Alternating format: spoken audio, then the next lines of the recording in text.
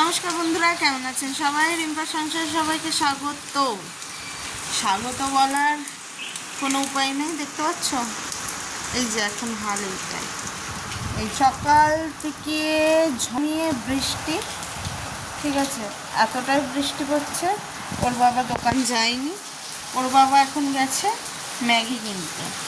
কারণ সত্যি কথা বলতে এখানে মানে বাজার হাট বৃষ্টি হলে একদমই বসে না, আর আজকে গেছে সব কিছু ফুরিয়ে।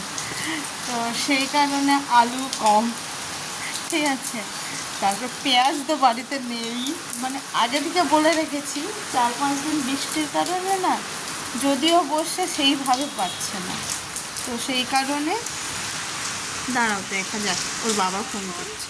আমি সকাল থেকেই হচ্ছে, তাও যেহেতু বাচ্চা মেয়ের তোমার জামা কাপড় ওগুলো তো ধুতেই হবে, সেই কারণে ধুয়েছি। আর এদিকে সকাল থেকে আমার মেয়ের অন্তত ভালো, কারণ ওকে বৃষ্টিতে ভিজতে দেওয়া হচ্ছে না, ঘরেতে বন্ধ করে রাখছি। ঘরে তো কিছু চাই, খেলনা নিয়ে খেলবে না, ফোন। তো চলো ওর বাবা আসুক। আজকে নাস্তা প্রচুর দেরি হয়ে গেছে, 10টা বাজতে যায়, ঠিক আছে। ভালো সুখবর, আমরা দেশ যাচ্ছি কিছুদিন পর। এই চলো, মেঘ চমকাচ্ছে, বিদ্যুৎ পড়ছে।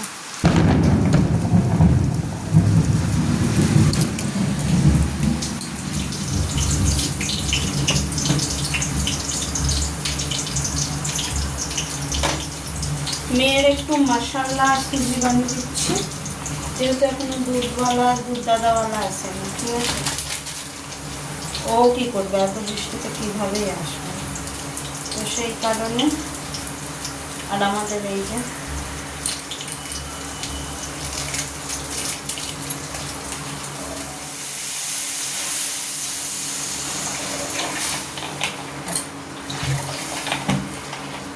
আর আমার তো কফি থাকবে। বাবা যে ওর বাবাকে বললাম কফি আনতে, কফি এনে দিয়েছে। তো দেখো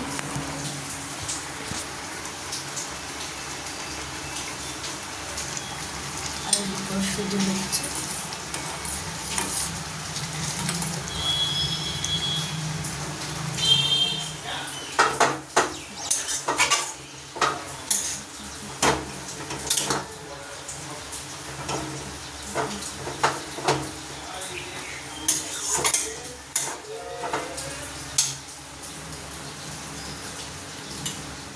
এইদিকে ওর বাবা আজকে মায়াপুরের যে ফেমাস গ্লুটেনের সবজিটা ভাইরাল হয়েছিল না, সেটাই হয়তো দেখেছে, তাই একটু মাথার পোকাটা নড়ে উঠেছিল।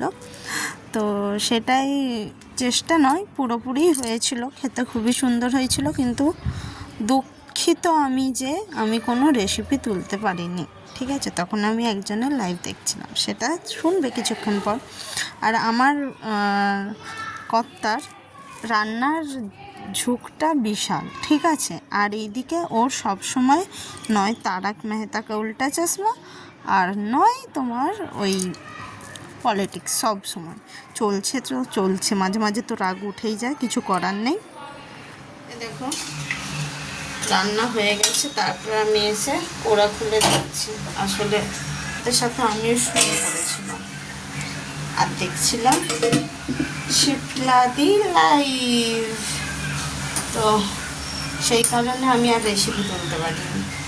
শুক্লাদির লাইভ মানে চলছিল, আর আমি এইদিকে একটু একটু করে গুছাচ্ছি, যেহেতু আমাদের যাওয়ার দিন চলে এসেছে। সাথে একটু আলু ওতেই দিয়ে দিয়েছি, আর ভাত, আর আমাদের ওই তেলের তরকারি, বাস, আর কিছু না।